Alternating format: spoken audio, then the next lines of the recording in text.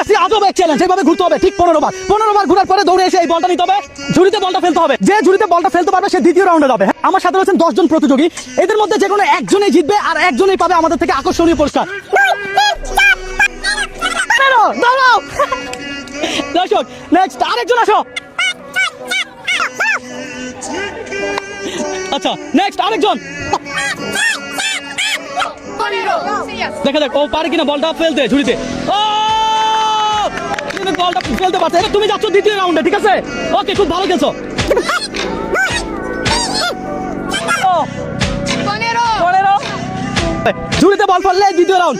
ও miss. 15 দৌড়াও, লাইনের বাইরে যাইতে পারবে না, ফেলতে হবে বল, ঝুড়িতে ফেলতে হবে। বল ঝুড়িতে পড়লে তুমি যাবে দ্বিতীয় রাউন্ডে। বলটা ফেলতে পারে কিনা? ও মিস।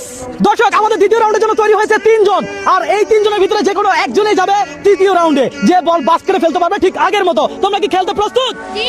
কি মনে হয় তোমাদের মধ্যে কে জয় হবে? আমি জিতবো ইনশাআল্লাহ। হ্যাঁ, আমি জিতবো ইনশাআল্লাহ। জিতবো ইনশাআল্লাহ। দর্শক, ওরা 3 জনে জিততে চায়, তবে দেখা যাবে খেলার পর যে কে জিতে। দেখা যাক দর্শক, ও বল বাস করে ফেলতে পারে কিনা। ও মিস। ফেলতে হবে বাস করে। বল যদি বাস করে ফেলে তাহলে তুমি কিন্তু জয় হতে পারো। ও মিস।